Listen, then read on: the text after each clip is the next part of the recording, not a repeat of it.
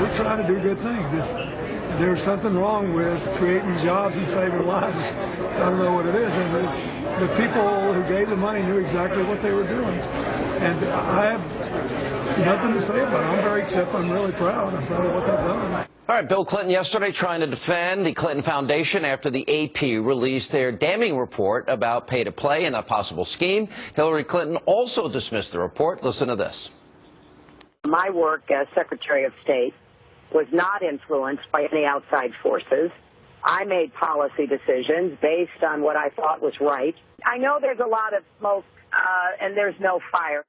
Oh, really? Here with reaction, author of Clinton Cash, the New York Times bestseller and movie, Peter Schweizer, Fox News contributor Monica Crowley, former Clinton pollster Doug Schoen. So, all right, so here's what she's saying, Doug, that it's okay if I take money from Saudi Arabia and all these other countries that practice Sharia and discriminate against women, kill gays and lesbians, and discriminate against Christians and Jews. It's perfectly fine that over half of the people that I gave access to at the State Department are donors, and then some went on to benefit because of my actions. Well, that's the part that hasn't been shown yet. Oh, it actually has been. Well, when it gets shown, then the Secretary of State has a political problem. Peter Schweizer? And she deflected today very successfully. You mean by using the race card? Absolutely. So she used the race card.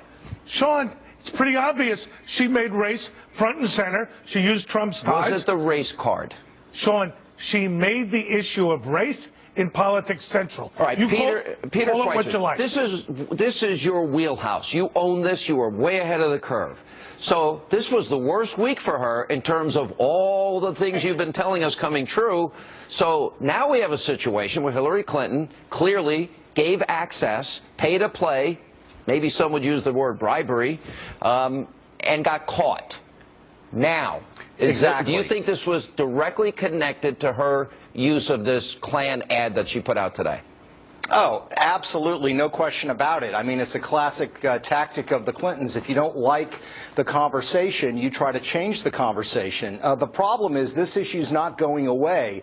There are more emails coming out. I've seen them. They show the same thing. And with all due respect to Doug, I mean, access is the key here. This is a way, the Clinton Foundation was a way for foreign nationals to influence and get access to the Secretary of State. They can't give to a super PAC. They can't give to the campaign, so the Clinton Foundation became the conduit. And that's the reason you have a crown prince or you have a corrupt Nigerian businessman asking the Clinton Foundation to set up meetings in the State Department. How big does this get? These donations, how big will this get? She now is trying to distract and successfully distracted the country today with a Klan ad. Okay, what's she going to do tomorrow?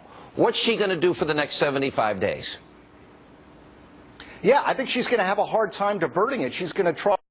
Look, when you've got the Associated Press and the mainstream media are picking up these stories, are releasing these emails, it's hard to change the conversation. And I just think people are not going to buy it. People know why she's doing this. They know the motivation. And this goes to the central question of how you are going to conduct yourself as president. Monica, and shutting down the Clinton Foundation now is too late. Monica?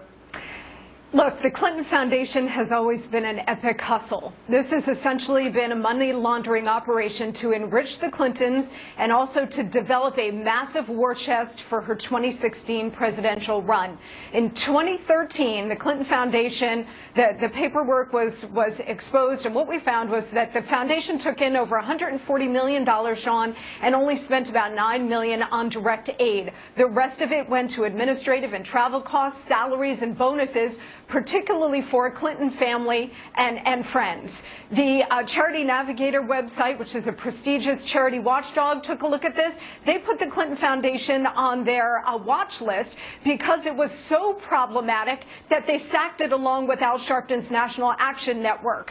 The Clinton Foundation has never been audited, either by the IRS or by an independent accounting authority, so nobody actually knows what's in there. This is textbook corruption, and every time the Clintons are presented with the evidence from Peter Schweizer or from the Associated Press, They constantly deflect by saying, well, there's no direct evidence. Sean, most criminal cases are decided on circumstantial evidence. And as Peter Schweizer's work has shown, the AP's work has shown, there are mountains of circumstantial evidence. We got to take a break here. Why did Donald Trump give $100,000? And Kellyanne said it was good work. We got to take a break. We'll come back more with our panel right after this. And also, the New York Post to put out a damning new report that links Clinton's top aide, Huma Abedin, to an extremely radical Muslim journal, including Uma's mother, and waiting to hear what Hillary said in Saudi Arabia about their treatment of women and how wrong she is. Straight ahead.